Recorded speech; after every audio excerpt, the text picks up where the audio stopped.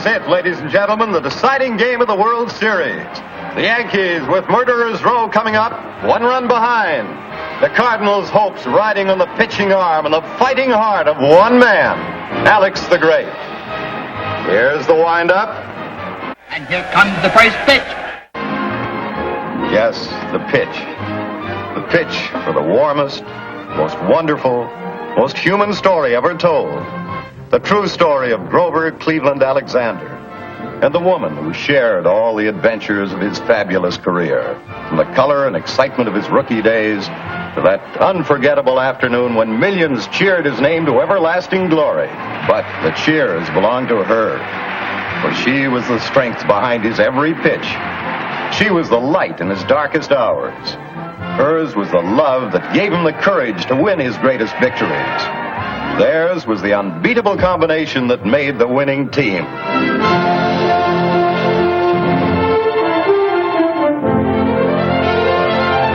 Eddie, what'd I tell you? He's a has-been. What do you think you can do with Lazzeri? There don't seem to be any room left for him on the bases. Play ball!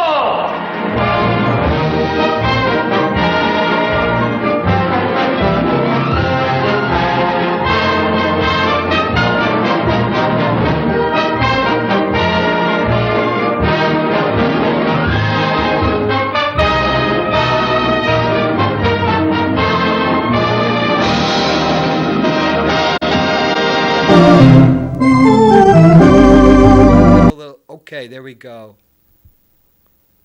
Howdy. Do we have me talking? Oh, there we are. Me and Mr. Baseball. Mr. Baseball, you're back. I am back. How's it feel to be back on the baseball show? It feels great.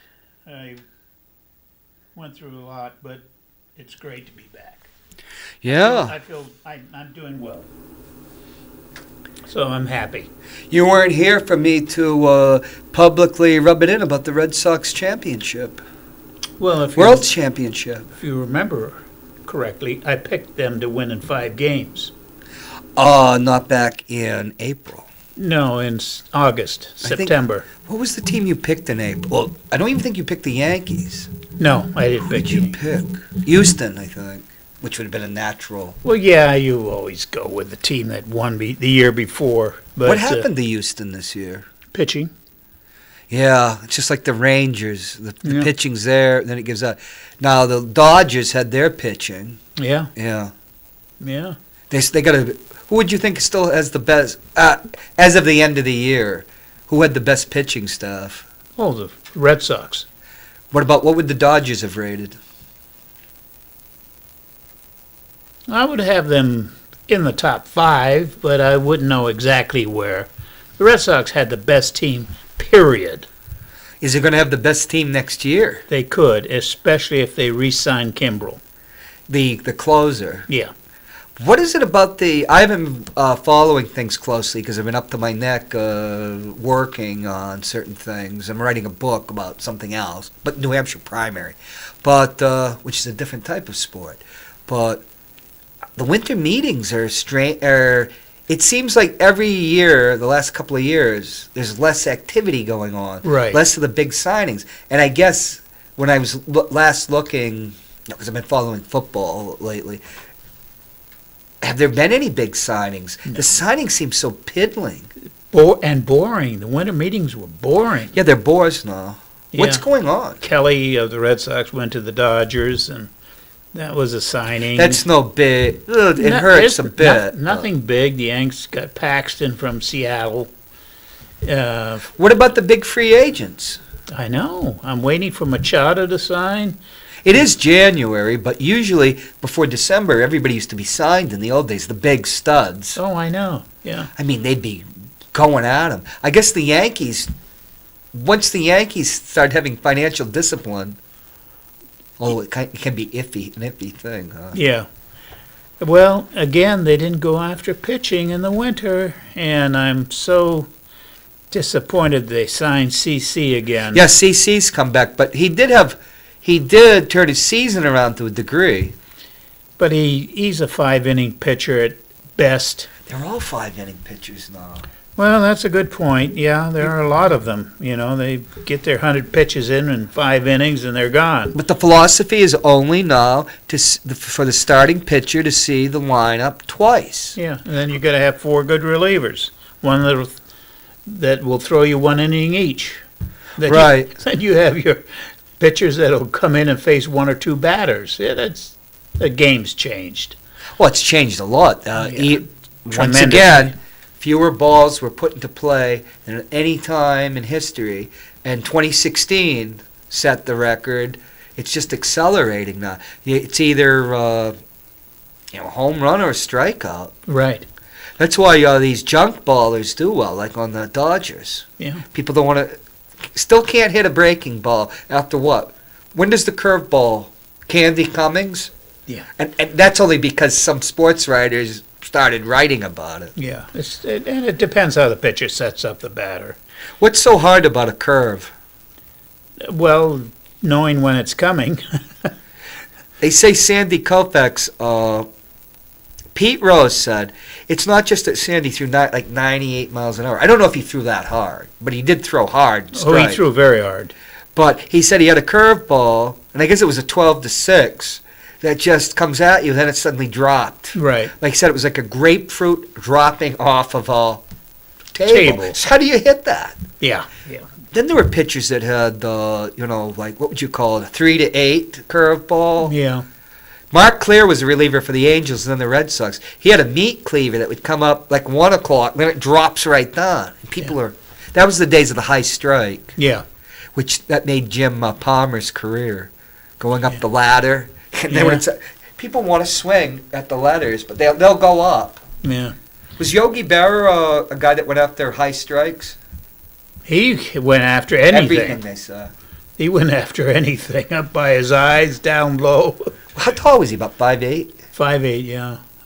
But a tremendous Good production from him. Oh. 3 MVPs. Yeah. Yeah. How did Casey Stengel and him get along? They got along well. 'Cause Very he well. came up in 47, and that would have been Bucky Harris. Yeah, Bucky Harris Just was the 1 year. manager of the Yankees in 47. Who was in 48? Bucky Harris until he got... Well, I Casey think comes in 49. 49. Because he won through- the Oakland Oaks. Oh, the Oakland Oaks. He won their version of the World Series, which the Pacific Coast League then Yeah. was as close to a major league as you could get. Oh, it 'Cause you was. had all those. And more games. Well, it's because of the pay. Somebody, people would go out there. If I'm going to get $70,000 from here. Sure. Who's the guy? I can't remember. He's from San Francisco. He hit 349.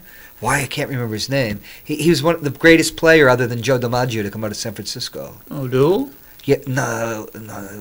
Did he hit 349 for the career? Oh, for the career? Yeah. Hornsby? Hornsby's not from San Francisco, and Hornsby hit 356. Yeah, he hit 350. I don't know. No, he hit 358. Okay, I don't know anybody The that... highest batting averages. Ty Cobb was 367, but now they have Right. 366. Right. And they ridiculously rob him of his 12th batting title, which Ban Johnson gave him because of the cheating. Yeah. And Nap Lajoie, which is a part French Canadian. I gotta Well, be he went 8 pronounce that for wrong. 8. We'd call it like That was a we little would've- fix. We would have, all bunt. He laid down 8 bunts because everybody Yeah. hated Ty Cobb. Yeah. There was the last day of what was the 1914 season, and it was a Chalmers car. Yeah. The MVP. Who's going to be the batting title? Which I figured in those days is like the MVP. And didn't they give one to each of them? They had to because they laid down the third baseman of the opposing team, the Cleveland. Nap Lajoie was on the Cleveland.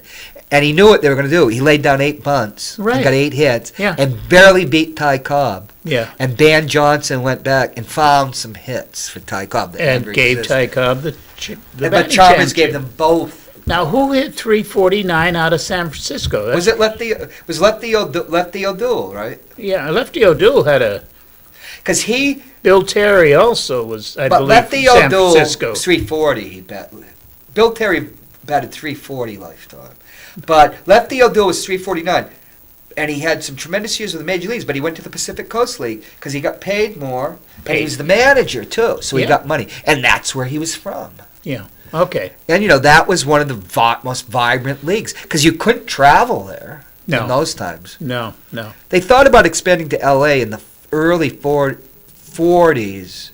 I think even O'Malley was looking, but then World War II. Yeah. That They were going to get out of Put the- Brooklyn for a put the generation. stop on a lot of things. But, the airliner made California baseball possible and ended Jackie E. Jensen's career. Hated to fly. My cousin Nancy always said, my favorite was Jackie Jensen. Because he was a Yankee, comes to the Red Sox, wins an MVP, and he couldn't stand flying. Yeah. Carl Yastrzemski was a white knuckle flyer. Yeah. And him and Louis Tiant. Bill Lee came to BU, Boston University, when I was there. Best. He was great. Give a lecture, talk to us. It was after he's 79. He won 16 games with Montreal. Traded for the immortal Stan Pappy, Stan Pappy. who might have been in 20 games. They used to, graffiti artist, but who the hell is Stan Pappy on the side of Fenway Park in 1979? But he went up there, won 16 games as a left-hander. He was with Dick Williams again, who he had been with. Oh, Dick Williams is all over. He had been I think he'd been with Dick Williams at one point in his career before. Or he had known him. Because Dick Williams was the minor league manager. But that would be before Bill Lee, so Yeah. maybe that was his only time there. Spaceman. With Yeah. and he wins 16 games. He came back and talked to us, and it was great. He talked about Yaz, Yaz and Louis Tiant would be together, and they'd both be terrified through an entire flight. Because here's Carl Yastrzemski, an Iron Man, one of the toughest guys. What an out he was. People just don't realize, like in 78, folks, his back went out, and during the slide, Yeah. and I remember WBZ of Boston takes a camera into Mass General, and he's there, obviously suffering in tracks. She says, "Tell the folks I'll be there," like Joe DiMaggio or something. Yeah. And he comes back up, and they saved themselves, but it was left to Yaz to make the last out.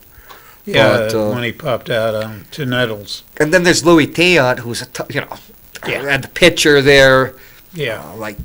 almost there with like a Gibson. If you're going to have somebody there, but Bob Gibson was of another dimension. And here they are terrified of flying. Yeah. Gibson, I was just reading about him today. He won 258 games, Three, four, five. He two won- Cy Youngs. he won 68 and 70 7 World Series games in straight. 64, 63 and 64. But Yeah. he started out rocky. He barely won. the first 67, 67 he was 68, he won superlative. two, and lost the third game to Lost Mickey the Lolich. final game of the season to Mickey Lolich. I mean, of the World Series to Mickey Lolich. Does it surprise you that Mickey Lolich, after he retired, owned a donut shop in the suburbs of Detroit? No, he owned it before he retired. He did. Is that where that belly came from? Oh, I'm sure it did. I'm sure he tested his own donuts. Oh, there's Gary Larson was a cartoonist who was very popular in the 70s and 80s. You'd recognize his work. One of his best cartoons was, it's a donut shop, and there's a skinny little guy, with the hat on, the baker. Yeah. Oh my God, I move 500 donuts a week, but I can't break even. And behind him is this big fat kid looking over his shoulder with a broom. I met Lonborg at the hotel, the Mount Washington Hotel, and Cy Young, 1967. we were talking about his final game in the 67 series. He pitched on 2 days rest. Against Bob Gibson. Yeah, and I said, too bad you didn't have 3 days rest. And he said, well, then Gibson would have had 4 days rest. Now, Gibson went the first game of 67 and Lonborg the second. Now, Yeah. didn't Lonborg have like a 1 or 2 hitter? One hitter. How many Julian did Javier got the only hit. What inning? I don't know what inning. So here is this Red Sox team that had Yaz on it, who came up with 61 and went through the doldrums. He won his first batting title, Yaz, in 63. And then in 63, was 67, it? he wins the Triple Crown. But which wasn't rare then because Frank Robinson had just won it the year before. Right, with the But- Orioles. Right. But then you have this team, and with Dick Williams, who'd go on to be a Hall of Famer, and then Jim Lonborg breaks his leg skiing. Skiing. Go figure. Why is he skiing? I don't know. I bet that's in contracts now that you can't go Yabusky. Oh, I'm sure it is, but Never the same pitcher. no. He ended up with the Phillies. And just And he retired with them about yeah. 78 or 79 Yeah, as a long reliever. yeah. I didn't think he was a spot starter at the end. He had that one good year in '67. Cy Young, Young? That's when they Young. split the Cy Young in two, eh? Yeah, and you had your Triple Crown winner with Yaz, so yeah. Good. David Halberstam, who wrote the books like Summer of '49, great baseball fan, Yeah. about the Red Sox-Yankees rivalry. Yeah, I have Was that in book. Vietnam in '67. He won his first Pulitzer Prize as a reporter for the New York Times in Vietnam. He said everybody was following Yaz. Everybody. Yeah. The Triple Crown. That last week he had, what did he hit like 800 in the last week? He went crazy.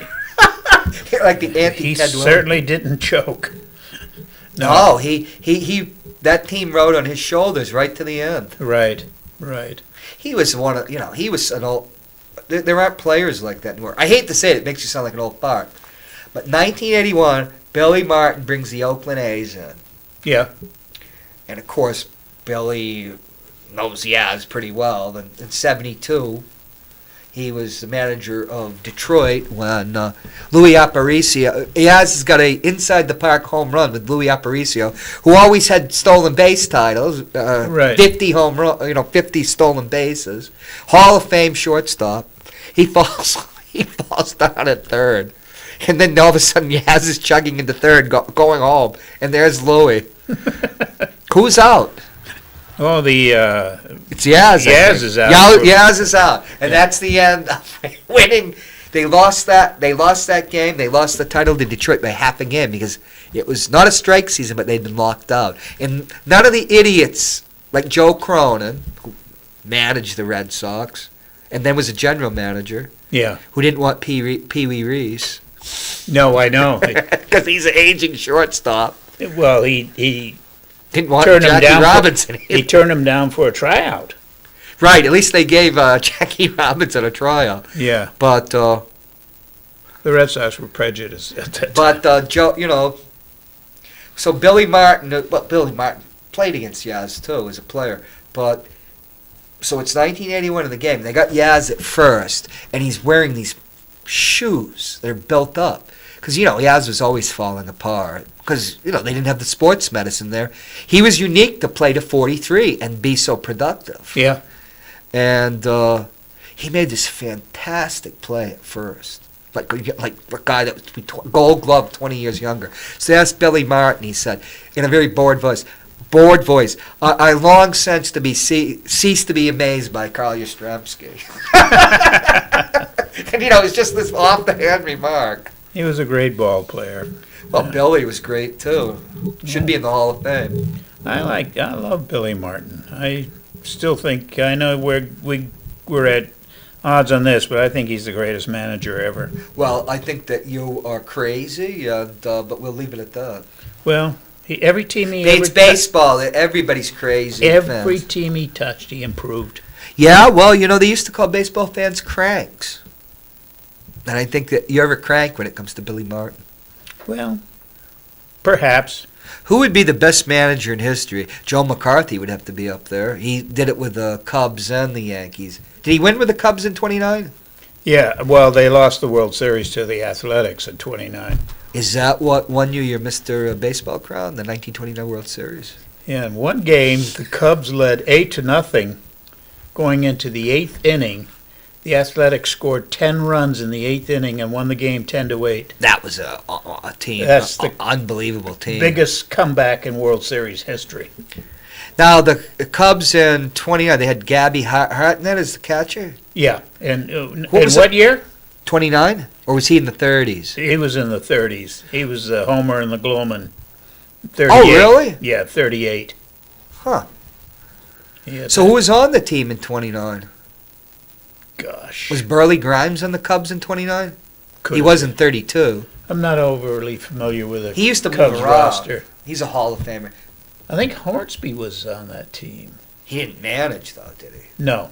Hornsby hit .358 for a career. He'd win a batting title, and they'd ship him away. Finally, he winds up on the Boston Bees or Braves. Everybody hated us. He couldn't stand him. He always wanted to manage the team. Then they'd give him the team, he'd run it to the ground, and they'd get rid of him. And Bill Veeck hired him as the manager of the St. Louis Browns, and the players got together and got him fired, and they gave Bill Veeck a trophy for firing him.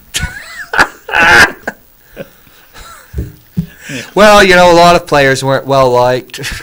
No, he definitely wasn't well liked. Ty Cobb wasn't well liked. No. Although a lot of that, it turns out, was a myth created by his biographer who hated his guts. That he wasn't exactly as nasty as he was, but it was a good myth for the time. I'm sure it was. Myths, the myths of baseball. No, I know. They come up with stories that they're good fodder for baseball. Good for the imagination. I can't think of any, though, myth that growing up with that was disproved, really. Stories about people's behavior, Yeah. that's one thing. But, it's not like somebody did something and it never happened. Right.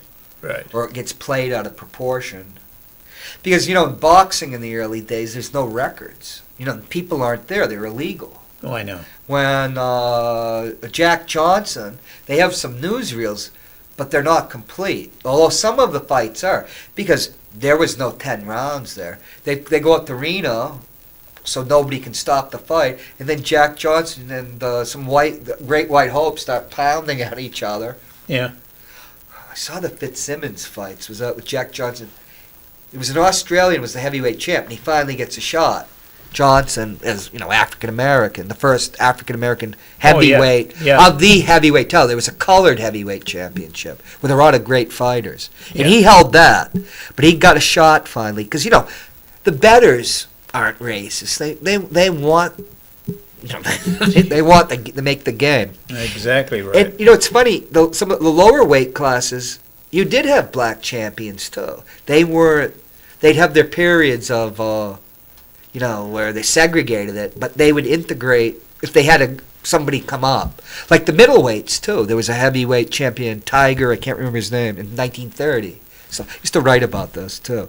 But Jack Johnson, so the Australian, if it was his name Fitzsimmons, was only like 5'8" or something. Something like that. Because you only had to be 175 to be a heavyweight.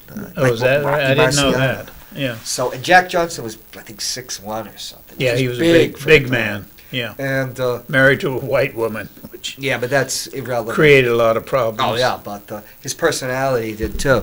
But he punches Fitzsimmons, and then you can see in the old newsreel, there's teeth in the glove. He just flicks them off.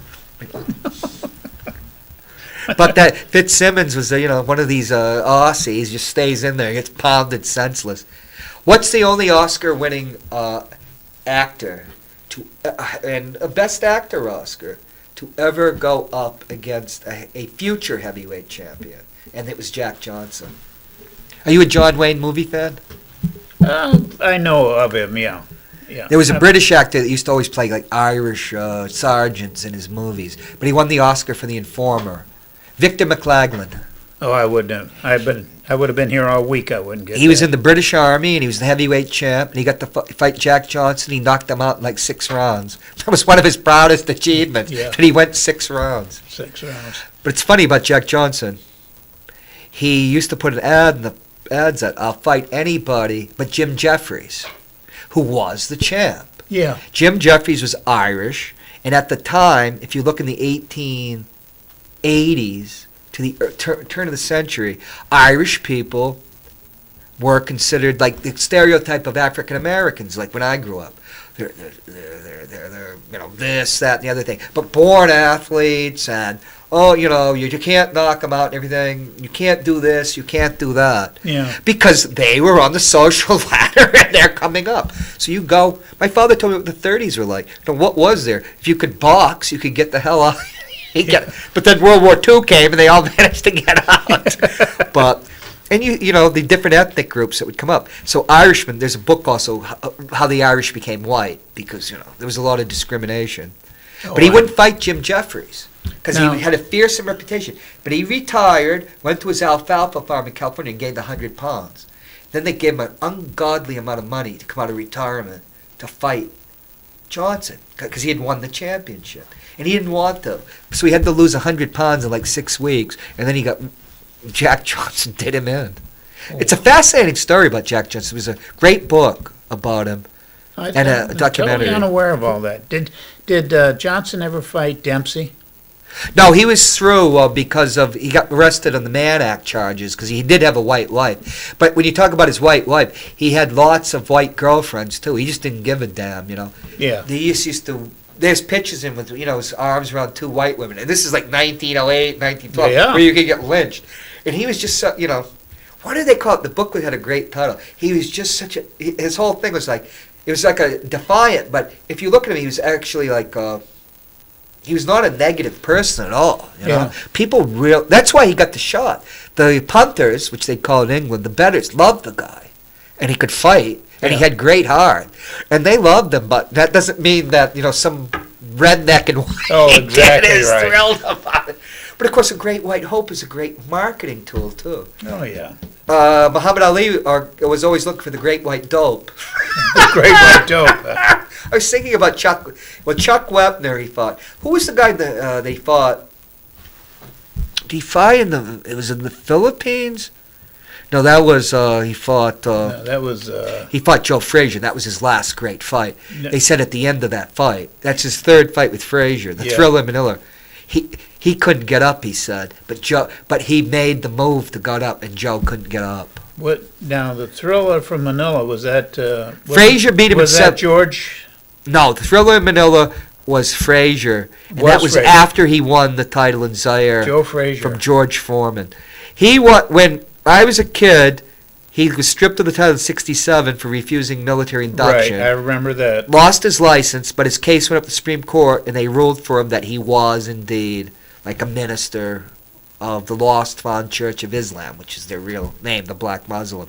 Yeah. But think of the guts that he had. Because they said, all you have to Way do is back what... then, I know. He did have guts. They said, all you got to do is do what Joe Lewis did. You just go box, and for the guys. He said, I can't do it. And you know that everybody loves And Ali? he was but he was hated then, remember? As Clay, but later on, Yeah, he was as Cassius Muhammad Clay. Ali, he was liked. very popular with every race. No, but he became Cassius Clay in '64, but the press kept calling him Cassius Clay. And he was very popular. The sportsmen loved him. He'd always predict the round. I know. And then he would have More the and poetry. four and And then he became Muhammad Ali and the Black Power movement. He was hated for that period, and even in '71, up through when he defeats George Foreman, who had won the gold medal in '68, took a flag out of his. I remember that. Yeah. George Foreman. But he just won the respect of everybody by coming back. At the time, the only person to win the title 3 times. But That's right. nowadays, there's all sorts of heavyweight titles. They started fracturing under Larry Holmes because Larry Holmes couldn't get a good deal Yeah. because the way they controlled the Yeah. stuff. So then you had all these different titles. But Ali used to call them the Peanut Man or something. yeah, Larry Holmes. but because he was his, he used to be spar with him. Larry did Holmes. they? I didn't know that. Yeah. But George Foreman beat Frazier in Jamaica, right, in '73. I think he did. I remember the night he won. Yeah. He was the most fearsome puncher of his time. Yeah.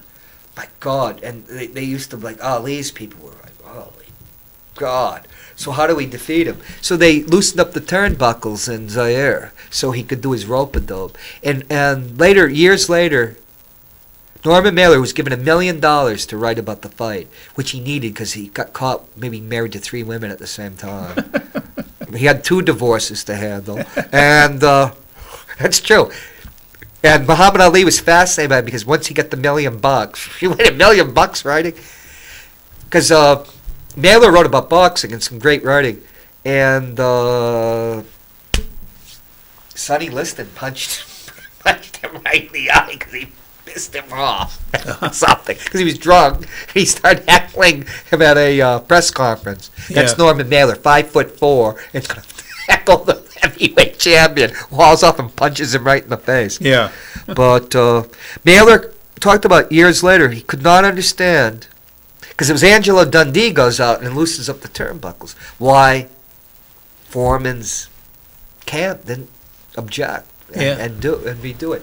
Because that's Ali. The only way he's going to survive the onslaught of this, the heaviest hitter of his time, one of the hardest punchers in history, is if he can go into that turnbuckle and absorb that punishment and let him punch himself out at Africa. What was it? Like 100 degrees or something? Oh, it was horrendous, yeah. It was in there. It was like 4 o'clock in the morning. Zaire. Congo. Yeah. Wasn't it like at 4 o'clock in the morning so we could watch it? It was really strange, you know. That was a huge fight. Was that 74. Ali and Foreman? Foreman. And then Ali would never give him he'd never give him a fight again. Because then he went into a fight with Foreman and really punished him. Is that the fight he knocked out Foreman? Oh yeah, was it the 5th round? Okay, so I remember paying to see that at the Right. Sports Arena in It was Los pay-per-view. Angeles, and I went there. But I went in the evening, Well, it'd be 12 hours so difference at least. so they fought at a certain time, and it was prime time up for us over. Well, they were like in the fighting. They States. were fighting like in the early morning, or it was something in Africa, so we could all watch it in the States. Oh, for goodness sakes! But because they got a good deal from the government, Mobutu, the dictator, he Yeah. wanted to, he put up part of the purse. But in '71, Muhammad Ali was relicensed. His first fight, I don't think, was Frazier, who had won the heavyweight title. I can't remember from who, because remember there was like this elimination of all the contenders, and then Frazier was the undisputed champ. And they had it at the State Armory, the pay-per-view, and William Loeb, the reactionary publisher of the still reactionary union leader, or the Gatsas Gazette, whatever you want to call it these days. Yeah, Formerly the union leader. And, he was objecting. He's a draft dodger, blah, blah, blah. He just won his Supreme Court case. It's very controversial. And I remember nobody could watch it because it was on pay-per-view. But then you had to read the papers like it's old days. And Frank Sinatra was there taking photographs and stuff, and Life magazine had the photos. And didn't Frazier no, it was Ken Norton that broke his jaw. But Frazier pounded Ali, didn't he? That was one of the great fights, they said. yeah. And so they fought 3 times, I think. Yeah, they did. They fought 3 times, and I think Ali won 2.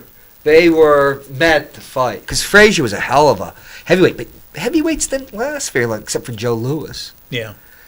Rocky got out at top. Rocky got out because his nose was torn. Yeah. Was it Ezra Charles that tore his nose off on a Ezra rematch? Charles gave him a good beating, but he won the fight. He was 50 and They had 0. 2 fights, I think, and I think the second Charles fight, he tore his nose. Because my father had all these Life magazines of Rocky Marciano, and at the end, it's about the nose, Yeah. And that they could not keep the nose because he fought with they could use, like, what's the equivalent of glue, cement, to Yeah. keep it together. But, because remember Marvin Hagler when they were fighting at that time, they banned it. Hagler was a good customer of mine at the hotel. Oh, Marvin Hagler was one of the great heavyweights. He got cheated. Not heavyweight, middleweight. I mean, middleweights. Yeah. He was middleweight's the best boxing, I thought. Yeah. None of that clinching. When he was lost to great. Sugar Ray, he never fought again. Yeah, because he got screwed. He on got that. screwed on He got it. screwed in the Antifermo fight too. That's when there was a guy that took a lot of punishment. They had to cement him together. Now, Bad decision in Vegas. didn't Marvelous only have 1 loss? No, 2. He had 2? Well, it's a loss, and then that was a decision. He lost them both by decisions. He was never knocked out. No, I know Unlike, he lost to Sugar Ray in the decision. I went to the fight. Oh, you did? Yeah, in that was- not in person, at a Yeah, I only saw it restaurant after. in Los Angeles. I was a poor student, so we saw it, after the fact. I think I paid $30 to see it. That was a weird fight.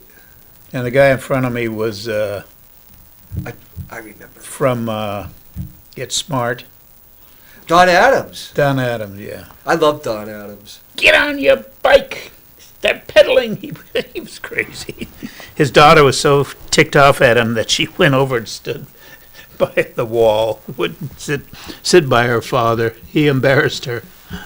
But that was a good fight. I think Hagler won it. Oh yeah, yeah. You know, boxing, they always had the strange decisions. I never ever mentioned it to him, and He was an artist, though. I had- The way he, you know, it was almost like poetry or a chess game in a way. How he Yeah. went after somebody, and it was each round, and it was always like a pattern. Yeah. Then he would just start hacking away at them, like at 5, Yeah. and then boom, and what did he? The 2 world champions from Brockton, Mass. yeah, Rocky Marciano and Yeah, it must be terrible to lose in that fashion to such a showboat. Do you know what I mean? yeah. Who wasn't that? He was. That was like marketing more than anything. I was never impressed by him. No. You know, it's not like an Ali had the marketing too, but he had the tools. Yeah, Sugar Ray just overdid it with that wind up. You know, I'm going to punch you. You know, Oh, that was such garbage. You I know? know it was. Yeah, it was. Oh, and then the fight with Duran, which was so obviously Oh, yeah. fixed. You know, it's just like there was a famous fight. I don't think they have any movies of it, where the Raging Bull Oh yeah. threw the fight for the mob. That was the middleweights then. Blinky Palmero, the mafia guy from Philadelphia, owned boxing.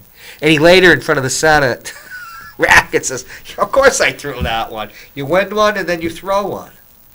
And Jake LaMotta, the Raging Bull, Yeah. which was a great movie too. He was a heck of a boxer. He was But a heck of a puncher. but he was matched up with probably the greatest fighter ever, Graciano. Sugar Ray Robinson. Oh, Sugar Ray. Everybody always said, even Ali said he was the greatest fighter ever, and then he modeled himself after Sugar Ray, because he moved a lot. Yeah. Oh God, did he? It's not Joe Louis. They can move, but they can run, but they can't hide. Right. But I don't think Ali is the greatest boxer. When they say ever, the greatest renowned boxer. But you know, you'd have to get rid of Joe Louis and other people. Lewis was better than Muhammad Ali. Yeah. Nobody ever dominated heavyweight like he did. Yeah, and you gotta. Although Marciano, in my opinion, fought some guys at the end of their career. Well, he knocked Joe Louis. So the only time Joe Louis ever got knocked out of the ring, I think. He knocked him out and out of the ring, and he said he felt so awful because he had watched him. Yeah. My father told me when Primo Carrera, the ambling Alp from Italy, 6'7", heavyweight champ, but that was like everybody, the mafia staged that one. In fact, Bud Schulberg wrote a novel based on that, The Harder They Fall, which became a Bogart movie. Oh. And not one of the great ones, but a bogey. But when he fought Joe Louis, he said there was riots in Boston between the Italians and blacks in the 30s. Oh, but you know, really? that's hearsay or something. Yeah. Who knows? Yeah.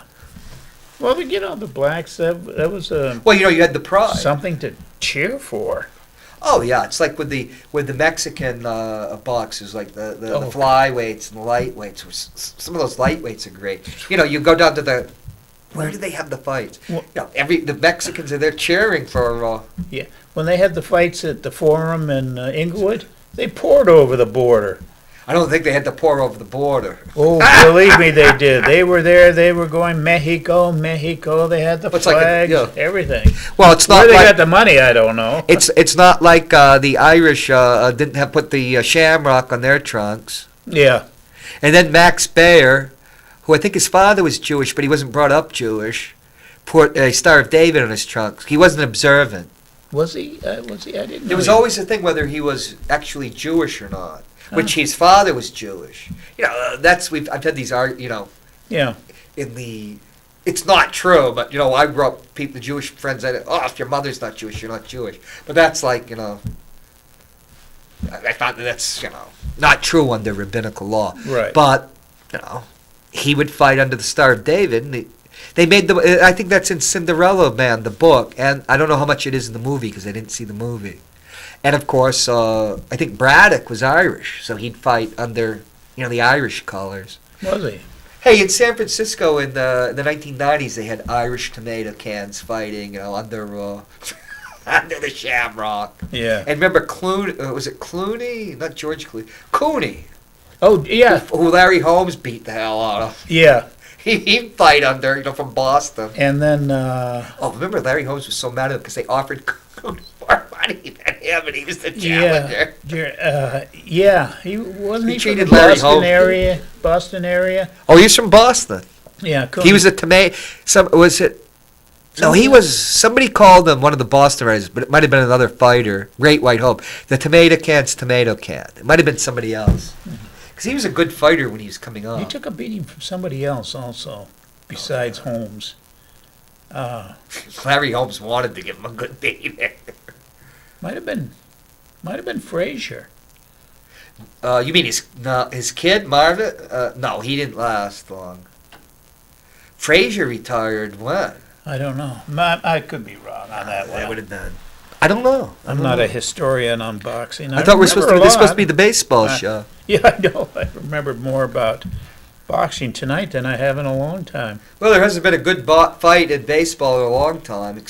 There was last 2 years ago with the Yankees. You remember that? Yeah. Fired them up. What was Yeah. that team was it Houston that kept throwing at them? Yeah. Well, then last year Kelly and the kid on the Yankees, they traded to Minnesota. I can't think of his name, but Well, you can't throw inside anymore. no. Yeah. Well, what I don't like is that Where'd Bob Gibson be? Where would Don Drysdale be? He liked to hit people, didn't he, John? get off my mound. Was it John Drysdale, 6'5"? Yeah. He's up on a mound 15 feet because that mound, the Dodger Stadium, was always tremendously high. It was never regulated till they cut it down, after 68. And you're having a 6'5" guy. He was throwing. Fairfax High School. He was a local boy from L.A. and married an All-American female basketball player from UCLA. I can't think of Ann Myers. And Sandy Koufax, who didn't last on TV long, even though they gave him a tremendous contract, he didn't like it. No, he wasn't. So always cut said for it. he didn't want to die in a motel room. And that's what happened to Drysdale. Yeah, in Montreal. Yeah, they found him dead in Yeah. Montreal. His early 50s, or mid 50s. Yeah, he was young. He hadn't made the Hall by then. Or had he just made the Hall? Because he was one of the... He was a... Oh, my God! What do you think about the Hall of Fame? Oh, I don't know. Somebody wanted to call... So our friend Peter thought we still had your show and wanted to call in. He was madder than hell. But, Explain the Hall of Fame selections. well, I mean, the Veterans Committee, which is called This Modern Era or yeah, something. and they pick guys that, Or Cosa Nostra, our thing. yeah, Well, Lee Smith, I think, should have got in. He almost saved 500 games. you know, you can go either way on some of these guys, but But Lee Smith definitely deserves to be in, and I think Harold Baines Harold Baines. I don't never came close to an MVP. Never came close to Yeah, hardly anything. Never had any of the wins above replacement. Is like minuscule, but he was well liked by the people on the committee. Yeah, Tony La Russa and people. Sure, and I don't think he deserved to go in. 28. But Barry Bonds isn't in, or Pete Rose. But now they say there's a new, bottom of the Oh yeah, bottom. yeah, Because it used to be when they put on those guys in the 70s from the National League team Giants, like George Kelly, yeah, who had 11-year careers but hit 325 when they used to use a corked ball, yeah, to try to compete with Babe Ruth. yeah, They put a bunch of those guys in, and then there was a yeah. A revolt. lot of them have gone in. But Harold Baines is not a Hall of Famer. Never got any support in the ballot. No, he wasn't. Tim Raines. I Well, thought Tim Raines is a Hall of Famer. I thought he might not deserved be. it. He might not be at first ballot, but he was definitely. I'd voted for him. Yeah, Jeez, he stole 8. He was a real force. yes, he was. He was his problem was he's Ricky Henderson is at the same time, and Ricky Yeah. Henderson's the best The type best. of player, which he is too, Right. that ever was. And Ricky's A+, and he's B+. But Right. an A player at his top. of Good his game. example. But he was a Hall of Ricky Famer. was the top of the class, the That's- best leadoff hitter in history. History. Yeah. Jeez, the stuff he put up with the Yankees. Oh, I Him and know. Don Mattingly were on that team. How they never came close to anything. Thank you, George Steinbrenner. I mean, He loved Billy Martin, though. Oh, everybody, they all love Billy. He said Except Billy for, was the greatest. He said Billy was the greatest manager. He said Billy told me in spring training I was going to steal 80 bases, Well, that and I thought he was crazy, and I stole 90 something. stole 100 his freshman year. In In 1980, he stole 100 bases. But he came up in 79 with the Triple A's, they called them. So he might have stolen 30 at that time. Okay. He stole 100 bases even. Oh, yeah. Didn't he also steal 130? 130 when he was with Tony La Russa. Tony La Russa was with him with Oakland. 130. When did he steal 130? That was early, before he was with the Yankees. Well, La Russa was with. La Russa was Chicago. Then he went to the A's. Yeah. And then the Cardinals. Yeah. I remember when he was the Chicago manager. Yeah. He replaced Don Kessinger, who was the Don shortstop. Kessinger, the shortstop of the Cubs. Yeah.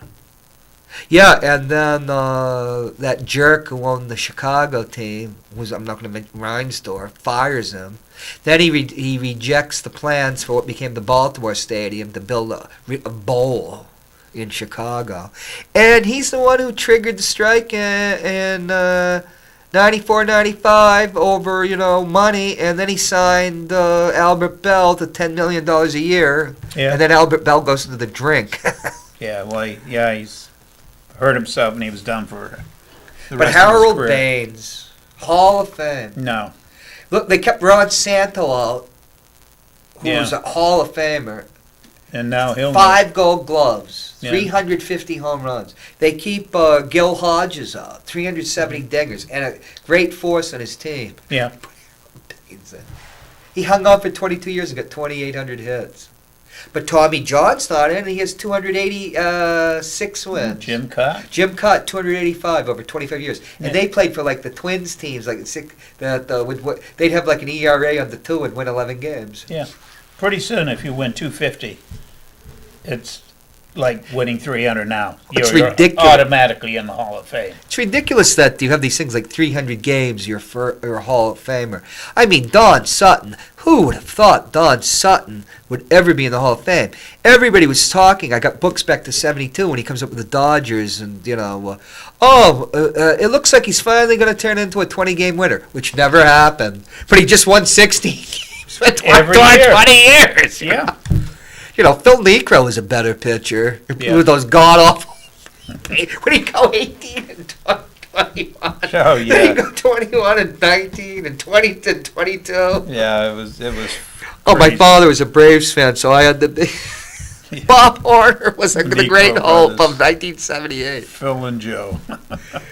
Baseball was fun then, though. Oh, It was it- always fun because you'd have those eccentricities, Yeah, exactly. Oh, Steve Balboni, Balboni. who came from Manchester. Yep. And then I think his family's now in Monterey. Is it? Yeah. In It's one of- Monterey, California? Yeah, I think his uncle owns that liquor store I used to go to near DLI. Yeah, Oh. Steve Balboni. Balboni, yeah. I guess he had family in California. Yeah. I think, yeah.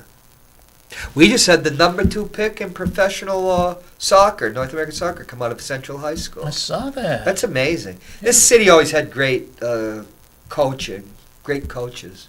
Yeah. We've given great football coaches and even pro coaches. And Yeah, I saw the young man. He's going to have quite a career, I guess. I don't follow soccer. Oh, I don't follow it either. I always said soccer's the only people who go to soccer games are moms and dads. It's very 'Cause popular they in have LA because that football Well, is a because- national everywhere outside of U.S. and Canada and Well, it's got the Australia. Latino population that's in football. LA. Yeah. Football in Russia, England. Football. Yeah, and that's the word. It's football, and it's Yeah. in Russian. It's football. Yeah. Football. F-U-T. I find it boring. It's fun to watch it. It's better to watch if you watch a real pro game with the top players. I mean, the top players. I like it when you're there watching. It's deadly on TV. Oh, it's back and forth on TV. Most popular game in the world. I did watch Germany beat the U.S. 1-0 one year, a few years ago, and But the LA and the Aztecs outdraw the Dodgers at games because Mexicans and Mexican Americans go to the game. oh, they love it. Absolutely That's love their it. game. You see soccer games all like Sandlot baseball games. In LA, you see soccer games all over creation. Now, Mr. Baseball, I never like to be negative, as you know. No. Never like to be cynical or anything. But there's a book that's out, and we'll have to discuss it. It's called When Big Bill Haywood Met Something or Other. I don't have my telephone. And it's about Manchester, New Hampshire, and the Amaskeag Corporation, which owned everything. And still does own a lot. These aren't freeholds, like City Hall. Yeah. It's controlled by a board down in Boston, even though the company went bankrupt in 1935, but was reorganized. That they built the stadium here, which was Textile Stadium, which I used to have the thing, remember my baseball show, they had the guys. That Yeah. was the Manchester, the Amaskeag Yeah. team. Yeah. And that was the only... Textile Field. Textile Field. That was the only outside of Fenway Park, which was built in 1912. What was it built in 14, Paul? I think. 1913 it was built. Before that it was called, it was just an open field with wooden bleachers. Yeah. And that was founded in 1896. Yeah, wooden bleachers were always hard on baseball because, like the old Huntington Field, they called themselves the Red Sox, which became the Braves, which goes back to 1876. Or the Red Sox. When the Baltimore Orioles of John McGraw as a player came in, the dirtiest team in history, the fans in Boston rioted because that was the big game. King Kelly, all these people, and they burned down the stadium. Mm-hmm. And they burned down part of the whole neighborhood. And that's why John McGraw refused to play Boston in 1903, because he hated Boston because he nearly got killed. It was actually 1904. It was 1904, because that's right. They played the Pirates in 03 and beat them 5-3. With Hans Wagner. Hans Wagner, yeah. Hans Wagner. Yeah, and Wagner... Oh, we have an incoming call. Hi. Hello? Is this a baseball fan? Okay, let's go. Hey, hello. Is this Mr. Baseball? No, it's his sidekick. I'm here, though. He's over here. Oh. Okay, I just wanted to ask a quick trivia. Well, most people don't know this, but I'm going to give it a go with you. Back in the 70s, is it okay now? Ready? Oh, yeah. Okay. Back in the 70s, the Reds had an infielder who had a very, very famous sister in show business. Do you know who that ball player is? Well, Paul Newman was married to Joanne Woodward, and I think her brother played for them, Woody Woodward. No. That is right. No kidding. That's right. Yeah. An Oscar winner. Most people don't know that. I say most people, a lot of people. There are probably a few that do. I bet Paul can get this one. Who was Peter Marshall's son? Was a baseball player. Peter Marshall of Hollywood Squares. Yeah. You know that, Paul? His son was on Kansas City. Yeah. Do you know that, the caller? He was a first baseman. Do you know who Peter I thought Marshall's son was? Is it Mark Grace? I'm not sure. No, Pete Lecoq. No, it's not. Peter Lecoq. That's it. Because that was Peter Marshall's Yeah, real name. yeah. Yeah. You couldn't be in Hollywood with a name like Lecoq back then.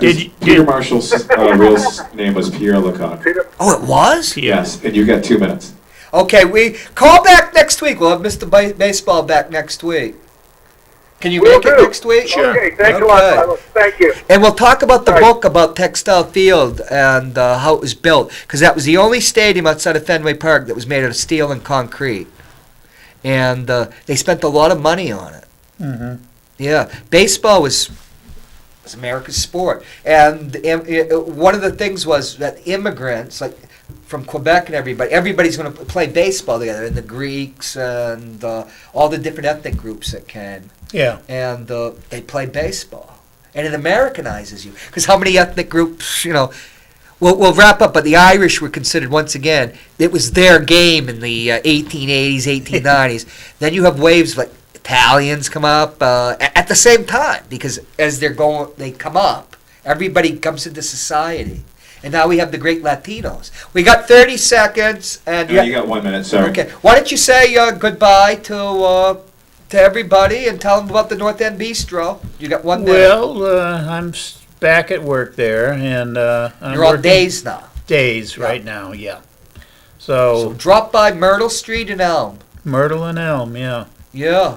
And Cindy, pour me a beer. But that's at Billy's. Now I'm heading to Billy's Sports Bar. Bye, folks. We'll see you next week. Boy, that was fun. I enjoyed. Although we went everywhere. Play ball!